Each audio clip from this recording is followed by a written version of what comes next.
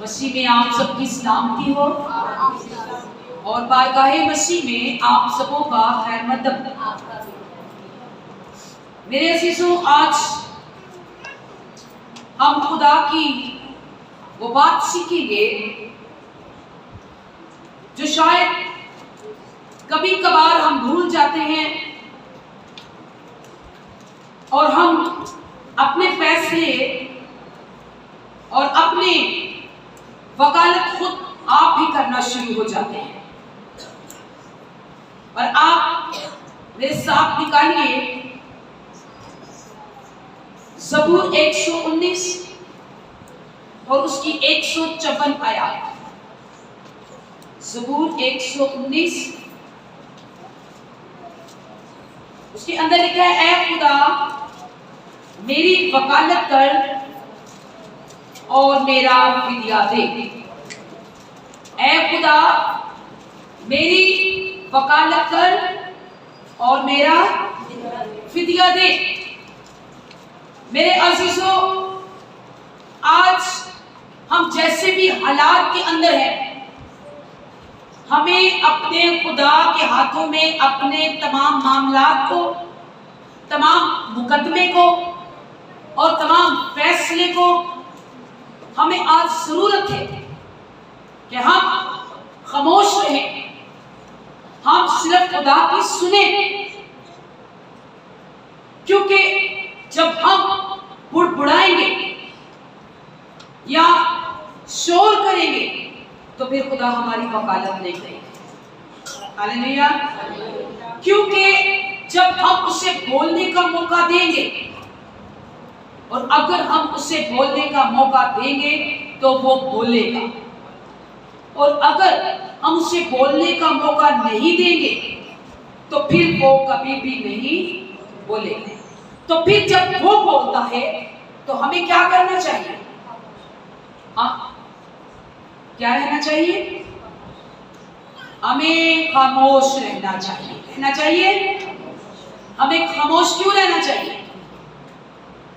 बोलिए। क्योंकि खुदा बोलेगा। हालेलुया। और अगर हम खुद ही अपना फैसला करेंगे, खुद ही अपने मामले को क्लियर करेंगे या खुद ही अपना मुकदमा लड़ेंगे तो फिर खुदा हमारा साथ नहीं देगा। अय्यूब की किताब उसका 13 बाब और उसकी 5 आयत। अय्यूब 13:5। काश तुम बिल्कुल खामोश हो जाते, काश तुम बिल्कुल खामोश हो जाते, यही तुम्हारी अक्लमंदी होती। हालेलुया। खुदा का बंदा इस कदर इस बात को बयान कर रहा है कि काश तुम बिल्कुल बिल्कुल खामोश हो जाना, जरा सी भी चूचा ना करनी।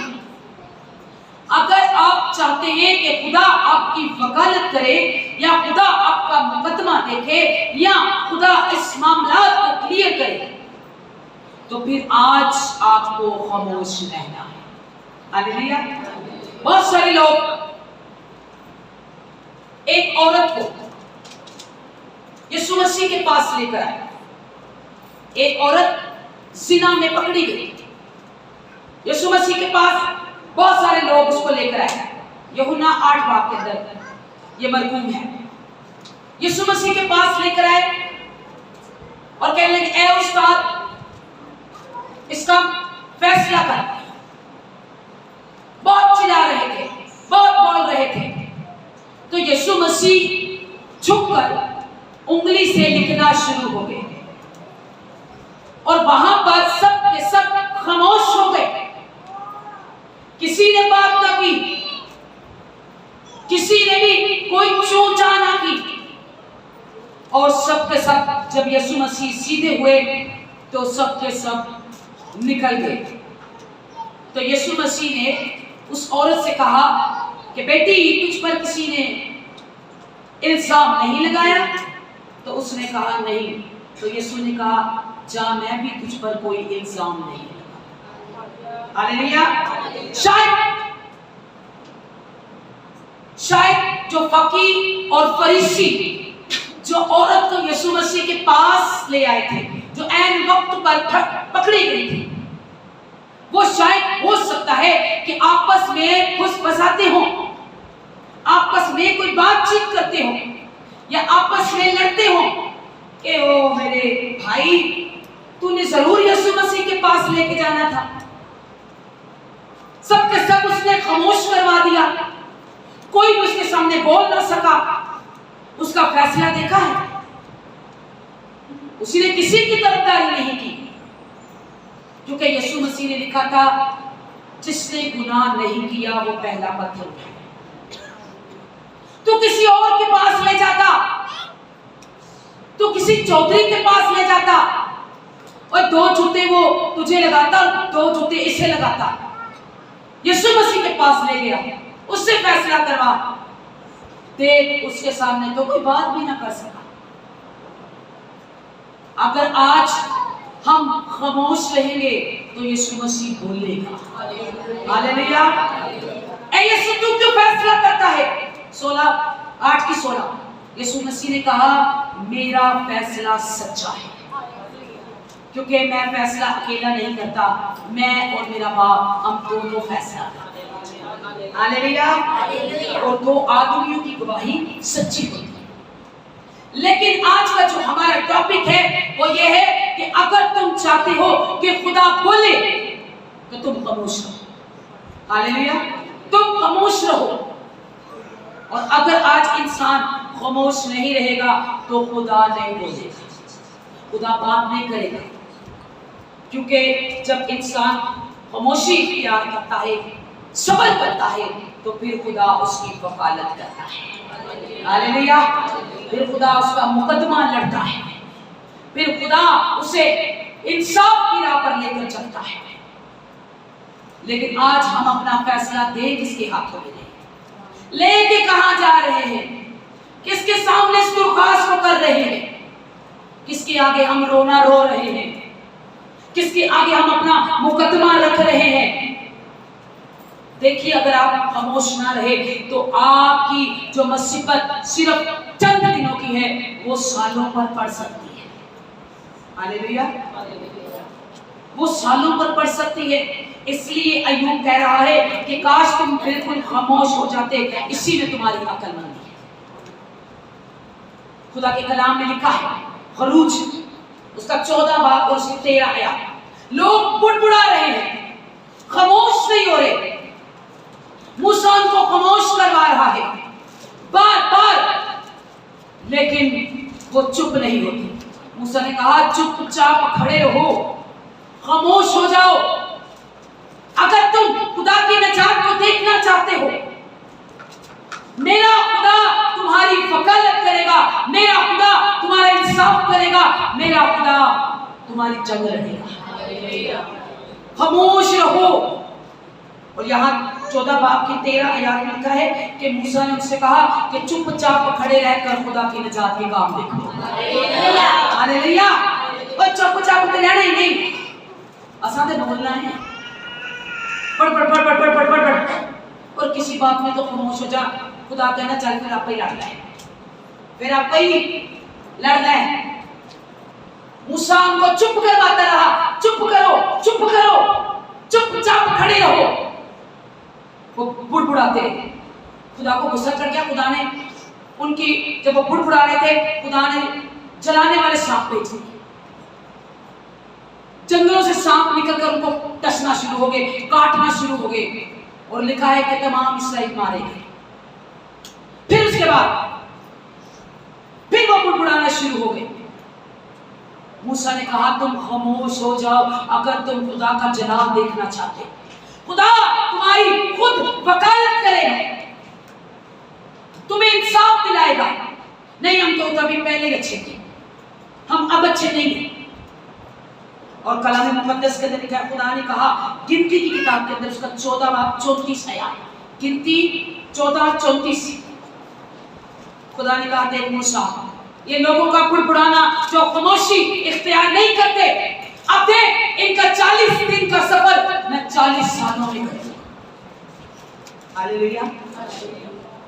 और जिथे हफ्ते च गल मुकनी होंदी है उथे महीने पै जांदे ते जिथे महीने च मुकनी होंदी है उथे साल पै जांदा है ते जिथे सालां च मुकनी होंदी है उथे कई साल लंघ जाते। हालेलुया। क्यों?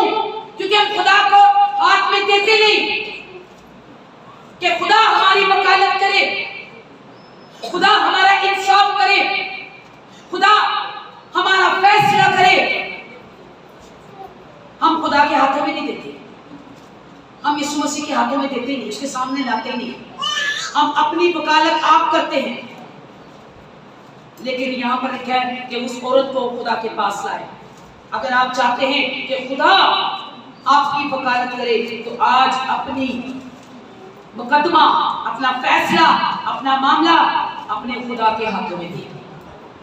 सुलेमान बादशाह आम इंसान था, अपने बाप की जगह पर बादशाह बना।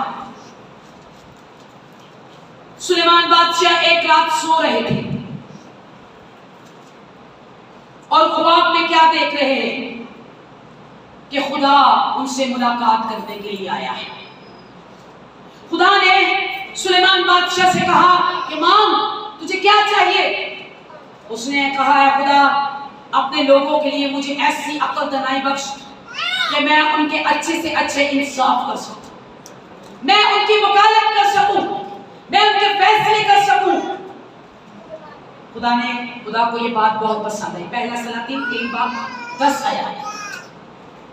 खुदा को ये बात बहुत पसंद आई।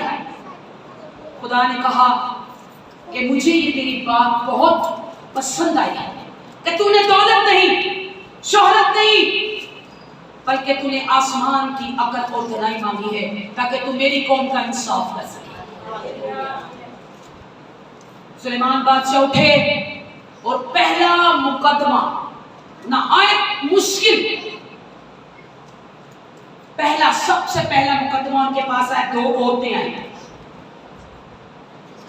दो औरतें सुलेमान बादशाह के महल में आई और दोनों के पास बच्चे, एक के पास मुर्दा और दूसरे के पास जिंदा था।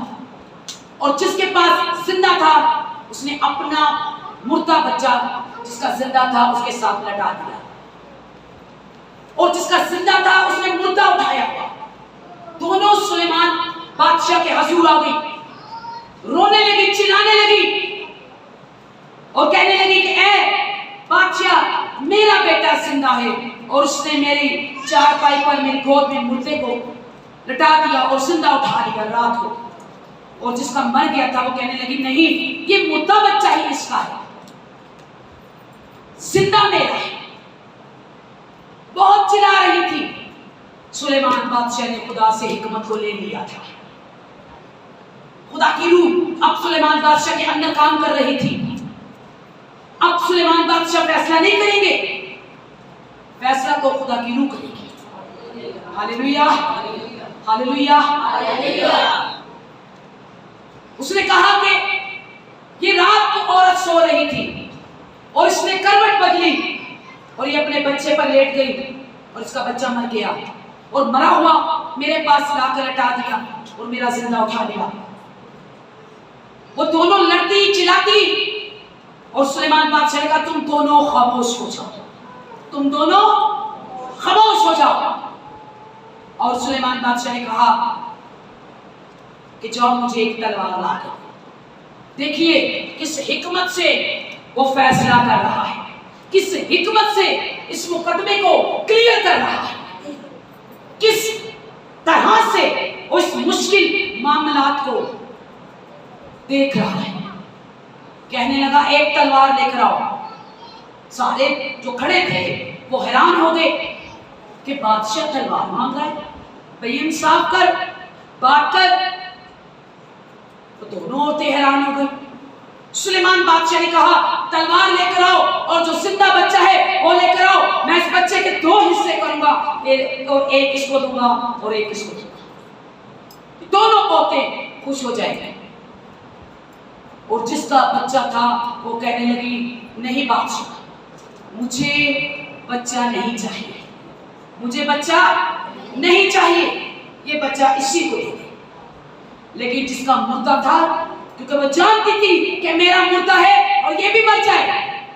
और वो कहने लगी नहीं, इसके दो हिस्से किए जाए, इस जिंदा बच्चे के दो हिस्से किए जाए, एक इसको दिया जाए और एक मुझको दिया जाए।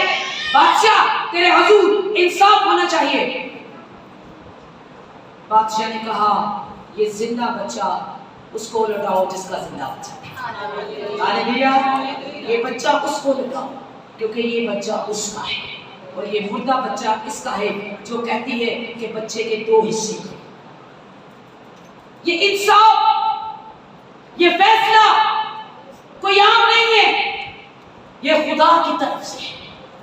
खुदा जो हिकमत देता है, खुदा जो कुव्वत देता है, उस खुदा के आगे अपने फैसले को रखो और खामोश हो। जब तुम खामोश हो जाओगे तो खुदा बोलेगा। जब तुम खामोश हो जाओगे और खुद ही अपना फैसला करोगे तो खुदा कभी बात नहीं करेगा, खुदा देखेगा।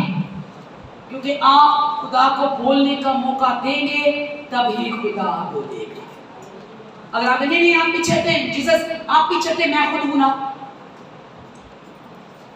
तो फिर हम खुद से कुछ नहीं कर सकते। हम खुद से कुछ नहीं कर सकते। हमें अपने सारे फैसले, अपने सारी बात, अपना सारा मुकदमा, अपनी सारी मामला को, क्योंकि खुदा हमारी वकालत करेगा। तुम्हारा फैसला करने को, तुम्हारी वकालत करने को, तुम्हारे मामला करने को वो खुद आसमान से उतरेगा। हालेलुया। खुद उतरेगा। उसने खरूज 3 बार और उसके 7 आयात, खरूज 3 और 7, खुदा ने मूसा से बात की और खुदा ने कहा ऐ मूसा देख, मैंने अपने लोगों की फरियाद, अपने लोगों की तकलीफ, अपने लोगों के आंसू और अपने लोगों के दुख देखे हैं और मैं उतरा हूं उनकी वकालत के लिए। हालेलुया। क्या खुदा आपके आंसू नहीं देख रहा? खुदा आपका दुख नहीं देख रहा? खुदा आपकी तकलीफ नहीं देख रहा? क्या खुदा आपकी फरियाद पर कान नहीं लगाए? खुदा कहता है मैं खुद उतरा। साफ लिखा है खरूज 3 और 7 के अंदर। खुदा कहता है मैंने दुख, फरियाद, तकलीफ, आंसू देखे और मूसा देख मैं उतरा हूं ताकि मैं उनकी वकालत कर सकूं। किस कदर आप, कहां तक आप चुप रहेंगे? पालूस रसूल पता क्या कहता है? पालूस रसूल कहता है कि चुपचाप रहने में हिम्मत रखो। हिम्मत नहीं होती बंदे जरा जिन्ना को गल करके चला जाए कि सानू अपना दफड़ी नहीं, ऐसा होता कि नहीं होता? बताए मुझे, चलिए आप बताएं, मैं भी इंसान हूँ, आप भी इंसान हैं। हाँ, रिश्ता तो यहाँ पर कोई नहीं है। बोलिए, तलखी महसूस होती है कि नहीं होती? या गल करके चला के थे? मैंने ये तजर्बा किया है और कर रही हूँ। ये मैंने तजर्बा किया और मैं कर रही हूँ। जब भी कोई बुरा होता है मैं खामोश हो जाती हूँ और खामोश होकर मैं देखती हूँ खुदा मेरी वकालत करेगा। हालेलुया। और मैं इस तजर्बे में बहुत ज़्यादा कामयाब हो चुकी हूँ और खुदा करे कि मैं इसी तरह कामयाब हूँ। हालेलुया। एक बादशाह है, बार बार यही सवाल करता है, बार बार यही सवाल करता है। 3 दोस्त हैं और कहता है कि जल्दी बताओ, सारे लोगों ने तो मान लिया और तुसी कदों मनोगे? तुम क्यों नहीं जवाब देते? तुम चुप क्यों हो? और की होया? वो खामोश। और बादशाह कह रहा है कि देखो सब मान गए, सबने ये कर लिया, तुम क्यों नहीं मान रहे? तुम क्यों नहीं कर रहे? तुम कोई जवाब क्यों नहीं दे रहे? चुप क्यों हो? और कलाम मुकद्दस दानियल की किताब उसका 3:16, दानियल 3:16, तुम क्यों चुप खड़े हो? तुम क्यों नहीं जवाब दे रहे? तो उन तीनों दोस्तों ने कहा, ऐ बादशाह, हम तुझे जवाब देना जरूरी नहीं समझते। हालेलुया। ऐ बादशाह, हम तुझे जवाब देना जरूरी और तेनों से जवाब देना जरूरी नहीं समझते। जिस खुदा की हम इबादत करते हैं वो हमारी वकालत करेगा। Hallelujah, hallelujah. किस खुदा की इबादत करते हो? क्यों चुप हो? क्या हुआ? बोलते क्यों नहीं? वो तुम्हें गालियां दे गया, वो तुम्हें मार गया, वो तुम्हें बातें कर गया, वो तुम्हें छेड़ गया, वो तुम्हें दुख दे गया, वो तुम्हें आंसू दे गया, वो तुम्हें परेशानियां दे गया, वो तुम्हें तकलीफ दे गया, और की होया बोलते क्यों नहीं? जिस खुदा की हम इबादत करते हैं वो खुद ही बात करेगा। Hallelujah, hallelujah, hallelujah. खौफ मत खाइए, डरिए मत, खामोश हो जाइए। मूसा कहता है चुपचाप खड़े रहो। खुदा की नजात के, खुदा की नजात के काम देखो। खुदा आज तुम्हारी जंग लड़ेगा और तुम्हारी वकालत करेगा। हालेलुया। तो जैसे खुदा ने तुझे मुकदमा देना ही नहीं। अब कितना कॉन्फिडेंस है इन तीनों दोस्तों को। नाम याद आए? नाम याद आ गया? सिदरक, मिस्र, अबदनगो कितने मजबूत है और तिना रे कोई लगा है। अभी तो कुआं में बैठे हुए बच्चों का भी नहीं एक सेम होगा। ਉਹਦਾ भी ਤੁਹਾਡਾ कोई एक जिन्ना ईमान है ਤੁਹਾਡਾ, अपना अपना है। जमात के अंदर बैठे भी सबका एक जैसा जहन और ईमान नहीं होगा। इन तीनों का ईमान यकसा है, खुदा पर है। बोल, तू ही बोल, तू ही बोल, अरे तू ही बोल। चुप है और अकबर कहते हैं खुदा बादशाह, हम तुझे जवाब देना जरूरी नहीं समझते। हम इसलिए चुप है कि हमारा खुदा बोलेगा, वकालत करे, और तू देखेगा, अपनी आंखों से देखेगा। वो सिर्फ बोलेगा नहीं। क्या करेगा भाई? क्या करेगा तेरा खुदा? वो सिर्फ बोलेगा नहीं, वो हमारे पास भी आएगा, वो आसमान से भी उतरेगा, वो मदद भी करेगा, वो इज्जत भी बख्शेगा, वो रहाई भी देगा, वो फैसला भी करेगा, वो न्याय भी करेगा, वो इंसाफ भी करेगा, वो मुकदमा भी लड़ेगा और वकालत भी करेगा। हालेलुया। तो क्या आप अपना फैसला अपने खुदा के आगे रखते हैं? पालूस रसूल फरमाते हैं चुपचाप रहने में हिम्मत रखो। अगर बुड़बुड़ाएंगे तो फिर नुकसान उठाएंगे, खामोश रहेंगे तो खुदा बोलेगा।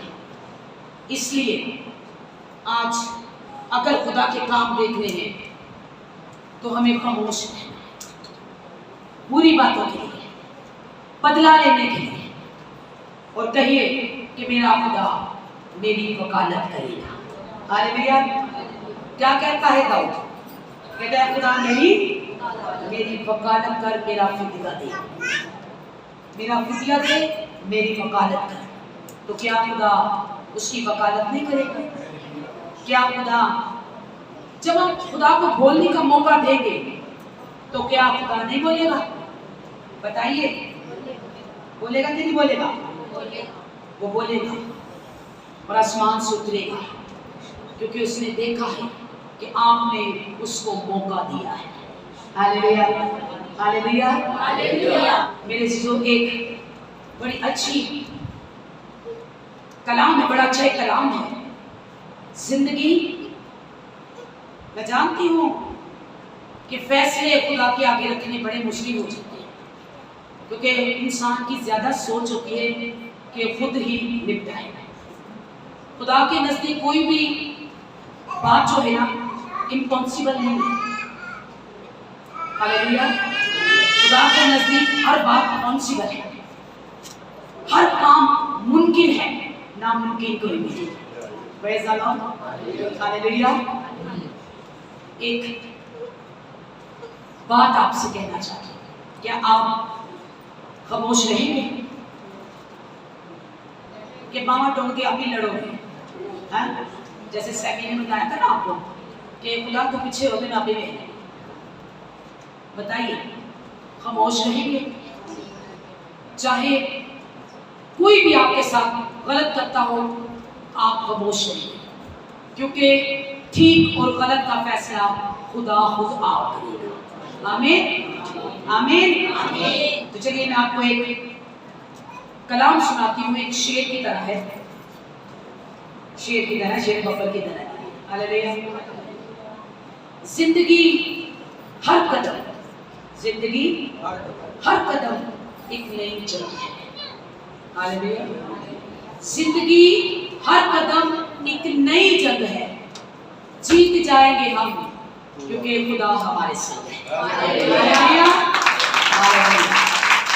तो आप अपने फैसले मुकदमे से जीत जाएंगे क्योंकि खुदा आपकी मदद करेगा। आमीन आमीन आमीन। आप चाहते हैं खुदा आपका फैसला करे, तो फिर आपको क्या करना है? खामोश रहना।